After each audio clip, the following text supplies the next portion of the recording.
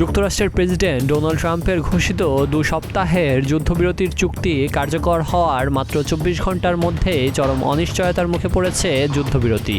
পাকিস্তানের মধ্যস্থতায় হওয়া এই শান্তি প্রস্তাবের মাঝে লেবাননে ইসরায়েলি বাহিনী ব্যাপক বোমাবর্ষণ এবং ইরানের পাল্টা হুঁশিয়ারিতে মধ্যপ্রাচ্যে অস্থিরতা বাড়ছে।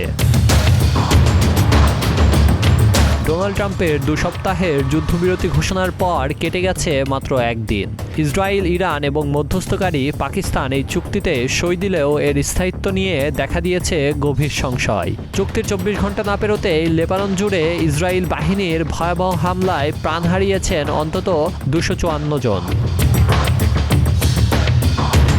ইরান এই হামলাকে চুক্তির লঙ্ঘন বলে দাবি করলেও যুক্তরাষ্ট্র ও ইসরায়েলের পক্ষ থেকে বলা হচ্ছে লেবানন এই সামরিক যুদ্ধবিরতির আওতাভুক্ত নয়। ইসরায়েলি বিমান হামলায় লেবাননের সাধারণ মানুষের পাশাপাশি গাজা উপত্যকায় আল জাজিরার সাংবাদিক মোহাম্মদ উইসা ড্রোন হামলায় নিহত হয়েছেন।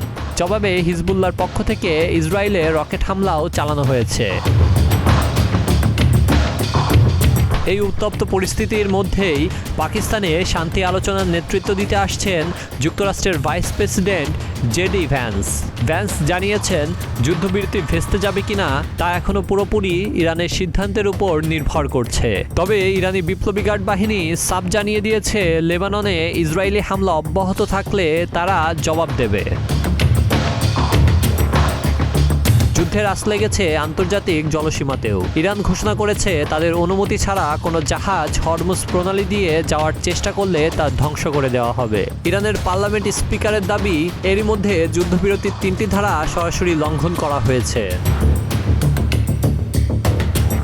এদিকে ন্যাটোর প্রধান মার্কস রুটের সাথে প্রেসিডেন্ট ট্রাম্পের আলোচনা ইতিবাচক হলেও ট্রাম্প সামাজিক যোগাযোগ মাধ্যমে জানিয়েছে, প্রয়োজনে সামরিক জোটটি পাশে ছিল না। পাকিস্তান ও ইরানের মধ্যকার এই 10 দফার পরিকল্পনা এবং যুক্তরাষ্ট্রের অবস্থানের অমিল এখন এই শান্তি চুক্তিকে খাদের কিনারায় দাঁড় করিয়েছে। ডেস্ক রিপোর্ট, প্রতিদিনের বাংলাদেশ।